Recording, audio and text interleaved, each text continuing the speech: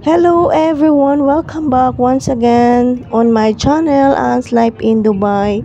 Medyo matagal rin na hindi ako na active or uh, nakapag-upload ng video sa channel ko. So, ngayon mag-upload uli ako for follow-up video update kasi nag-last yung subscribers.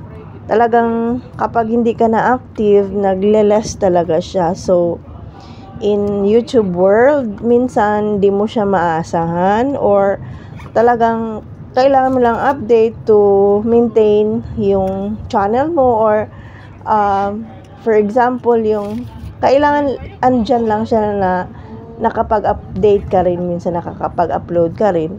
Ayan pala, nakasakay kami sa taxi yan. 3 kami. So, nag-share lang kami. Galing kami sa Center Point, Rashidiyah ng Dubai. Yung malaking station. Punta kami sa uwian. Ano yan? Mga alas 12. Alauna. Mga alas 2 pala. So, ang init.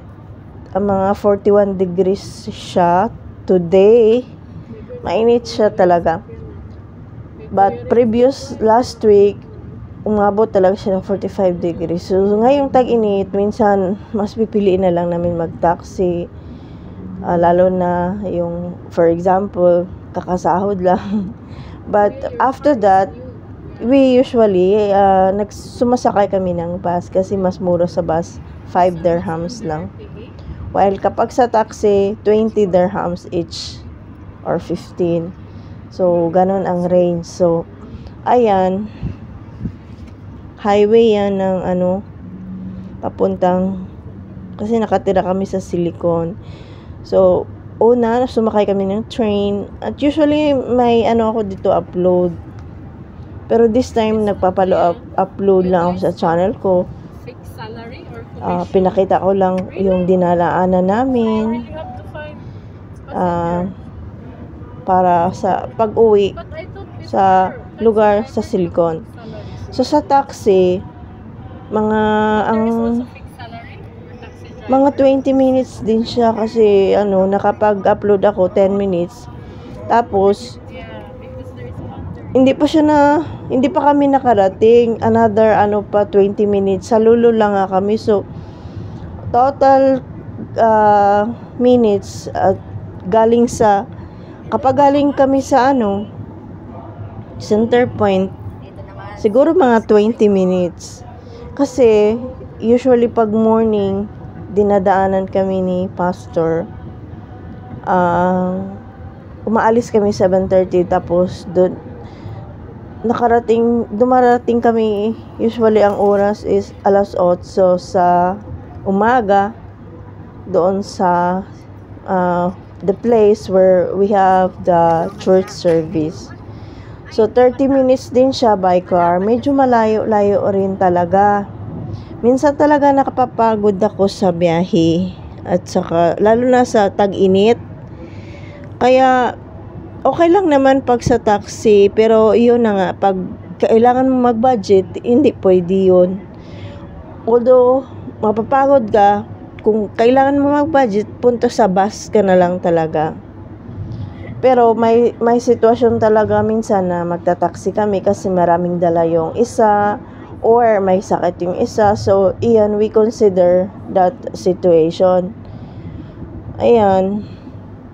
Kaya sumasakay kami ng taxi. Pero minsan yung taxi kanina, iniikot-ikot pa kami. So, di ko alam kung wala na ba talagang shortcut yun.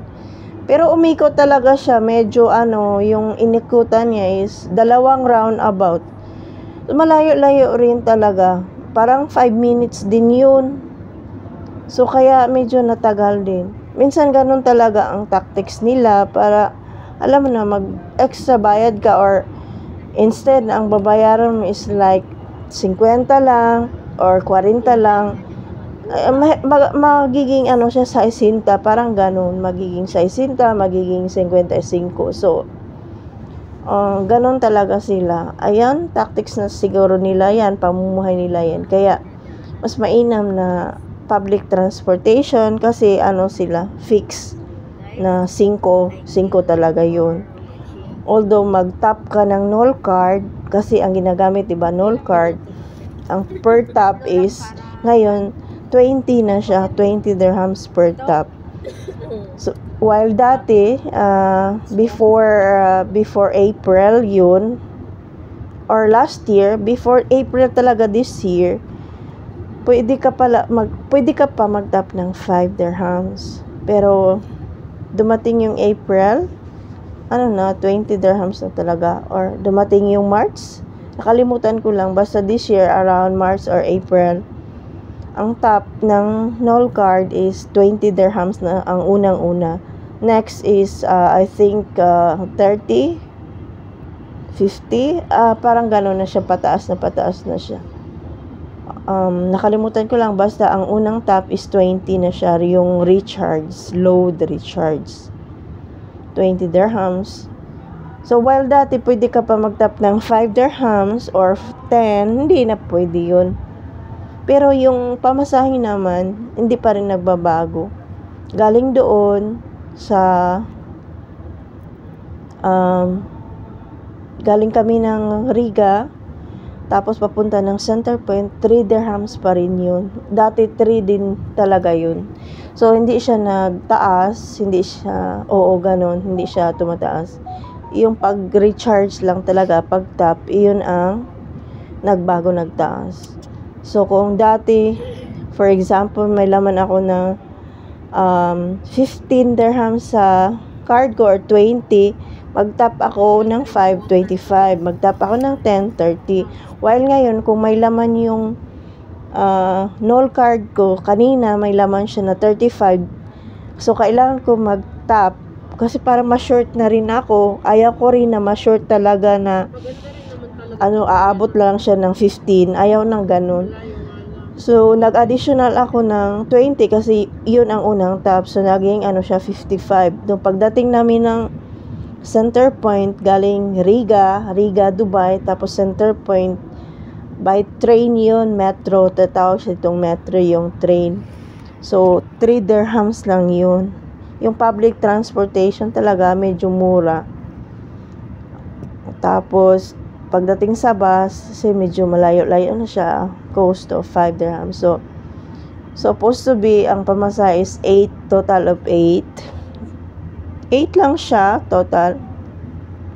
Pero kanina, today, naging siya, nagbigay ako ng 20 dirhams.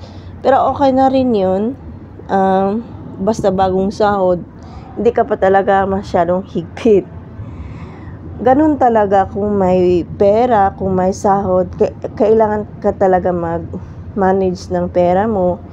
Kapag minsan, for example, sa out mo for Saturdays, lumampas ka ng budget allowance mo. So next, babawiin mo yan. Kailangan, yan lang ang magastos mo kasi nagamit mo na yung supposed to be on that day, on that off day. So, ganun ako, yung iniisip ko talaga yung expenses kasi kailangan natin yun para mayaman o mahirap, kailangan naman yung budget. We don't spend extravagance yung kung anong mas less ang gastos, ayun doon kasi mas mainam na yun. As OFW, kailangan mo rin may itatabi. Balang araw, may mapupulot rin. So, every sacrifice, there will be a opposite harvest. Every sacrifice, meron kang mapupulot na maaani. So, yun lang. Ini-encourage ko lang na mag-save din tayo minsan. At saka bibigyan natin yung time kay Lord. And also we need to give because we acknowledge that God is the owner. Acknowledge God's ownership. So, we also need to share our blessings to others, not just for church, for everyone who needs, and especially kung saan ka nag-church, saan ka nakita mo na may kailangan doon. So, it is our responsibility, commitment to share because we are expressing our gratitude that God is the source. So that's all. Thank you so much.